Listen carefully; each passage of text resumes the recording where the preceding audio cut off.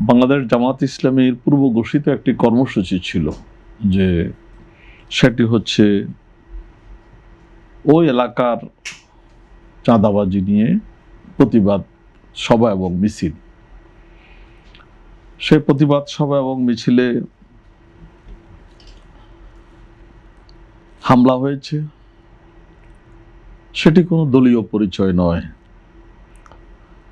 আমরা মনে করি যে জুলাই গণঅভ্যুত্থানের পর বাংলাদেশে ফ্যাসিস্টের পতন হয়েছে এবং চাঁদাবাজ দখলদার দেশ থেকে পালিয়েছে। বাংলাদেশ নতুন বন্দোবস্তিতে পরিচালিত হবে, এটাই দেশ এবং জাতির প্রত্যাশা। সেই প্রত্যাশাকে লালন করে ধারণ করে বাংলাদেশ জামাত ইসলামী দেশবাসীকে সাথে নিয়ে কার্যক্রম হাতে নিয়েছে, বিভিন্ন কর্মসূচি দিচ্ছে।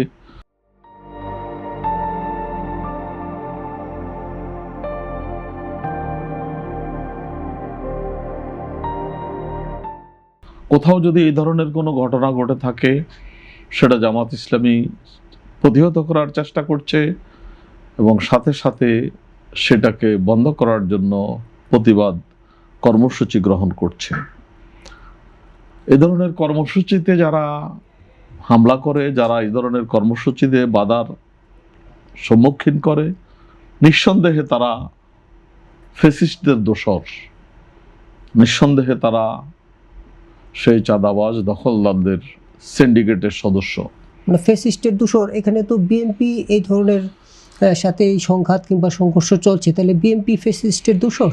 বিএনপির সাথে সংঘাত সংঘর্ষ চলছে, আমি বলি ব্যক্তিগতভাবে যেটি মনে করি সেটি হচ্ছে বিএনপি একটি রাজনৈতিক দল। একসাথে বিগত 20 বছর আমরা আন্দোলন সংগ্রাম করেছি। বিএনপির কাঁধে ভর করে যদি কেউ এটা করে থাকে, অবশ্যই বিএনপি দল হিসেবে সেটা দেখবে। কিন্তু দলীয়ভাবে বিএনপি এ ধরনের একটি কর্মসূচিতে বাধা দিবে, হামলা করবে, এটা আমি ব্যক্তিগতভাবে মনে করি না। কারণ বিএনপিরও ওই কর্মসূচি আছে, যদিও তারা এখন রাষ্ট্রীয় ক্ষমতায় অধিষ্ঠিত, কিন্তু দল হিসাবে তাদেরও কর্মসূচি আছে চাঁদাবাজ এবং দখলদার মুক্ত বাংলাদেশ গড়ার জন্য। আমাদেরও সেই কর্মসূচি আছে।